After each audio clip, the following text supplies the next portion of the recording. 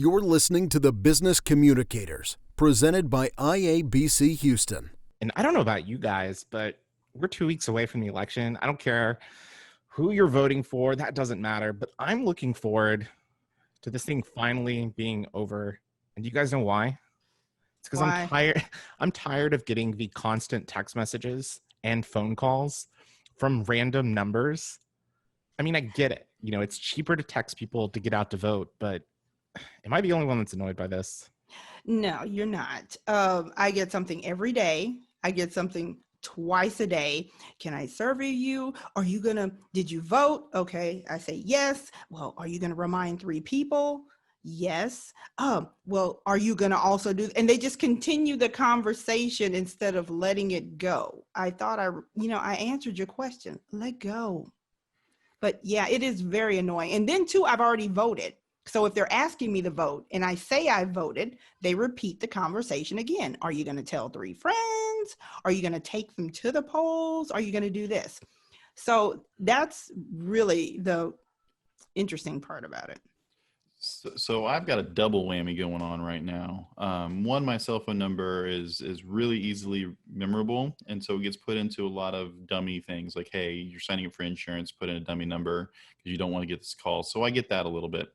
But then probably about 3 or 4 months ago, my number was spoofed, and then a programmer for one of the cell phone networks, it's not my provider, has appended my number to everyone's contact list. So it's like if Hattie, you called Austin, your number would show up along with my number. So I get text messages about, hey, I'm at the store, what do you want? Or people call me, who are you? And I had a call literally today that said, who are you? Are you a business? And I'm like, well, I do consult, so yes. But then I'm able to say, by any chance is your provider XYZ? And they're like, how do you know that? And I'm like, well, so this is what's happened. I've reached out to their company several times and said, hey, this is what's going on with your customers. You might want to fix that. And I've gotten nowhere. So I'm having everybody who contacts me to contact their cell phone provider to go from multiple ways. We'll talk about customer service in another segment somewhere down the road. So the campaigns, they're cheap. It reaches people. Austin and I were talking a while back about how many people open emails, on a good day for a nonprofit that you're personally invested in. You're lucky if you get 15-20% open rates. For unsolicited emails, you're lucky if you get 0.003% of open rates. Whereas your text message, you get a really high lot of people at least looking at it. I think the real challenge comes into play is how many organizations are trying to do the exact same thing. So while we are changing out or we block this number, we block that number, there's another number right behind it who's doing exactly the same thing. Because I will say this, there's too much damn money in advertising for politics. Since when did politics become a career and not a calling? It's another sidebar for me.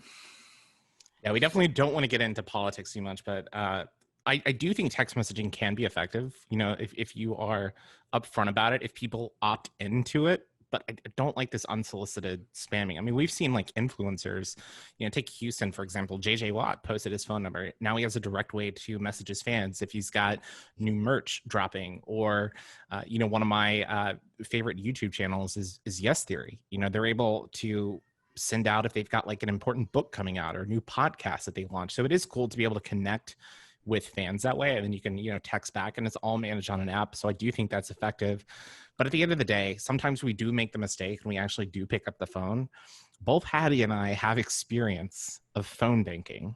And we actually did this in Washington State in 2018, I think it was. And it was a very interesting experience. The very first person that I ever called phone banking, let's call this person Catherine. It gave me her name. It gave me her age, and I think it said she was 85. It said that she was single.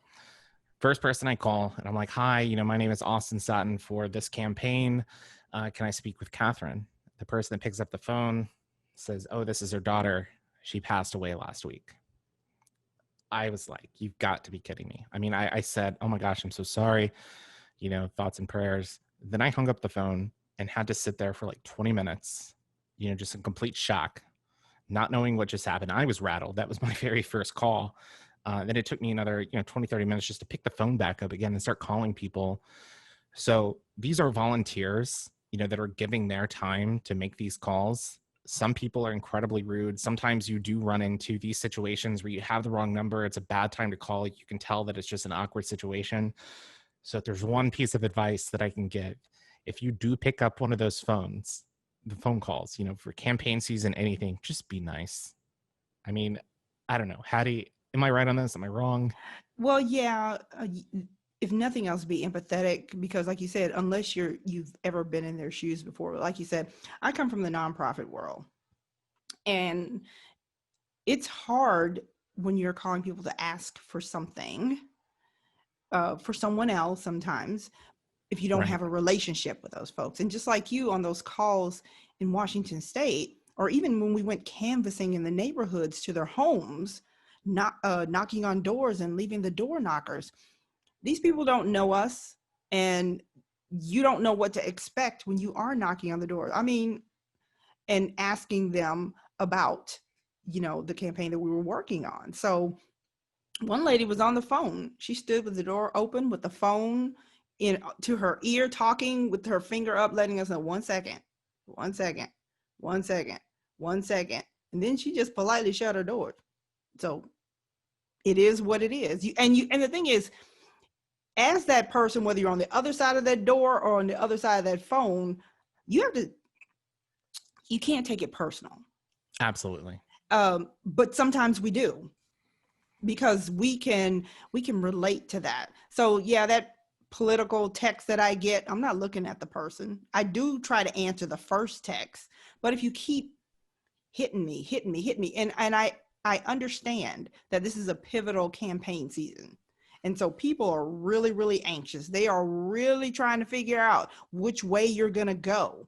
Because I get texts from both parties asking me, are you going to vote for this person? Are you going to vote for that person? And you don't want to be rude and say, if it's the person you're not, no.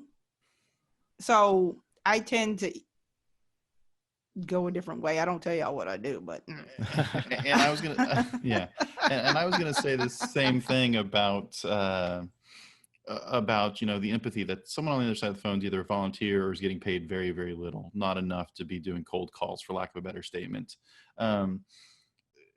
I got a research text message, and since I do marketing research a lot, voice customer stuff, I kind of answer the questions. Just honestly, even though I early voted, just kind of saying, okay, here's what's going to happen. But this last one, I did a quick Google search of, okay, who's this company that's doing, and found out, who was funneling monies to this particular company. And so while we're getting text messages and we think it's all from one party or one campaign, it is, but it's multiple groups that each are doing their own thing. So they're all operating in a silo. And so that's where the challenge comes into play, is while we're being nice and kind to the first one, the second one has no relationship to the first one, even though they're pitching the exact same thing. Right. And so we always have to, put our game face on, smile, be friendly. If you do happen to answer the phone. And that's really where my heart is at, is for those people. It's just because I know that they are volunteers or not paid a whole lot, just to try to figure out which way's up or down. Yeah. I'm just looking forward to November 3rd being over. Like that. I'm looking forward to 2020 being over. Let's get past 2020. You've been listening to the Business Communicators. Be sure to follow us on Twitter and Instagram @BizCommunicator, and find out more about our chapter at iabchouston.com. And if you haven't done so already, be sure to subscribe to our podcast on iTunes and leave us a 5-star review.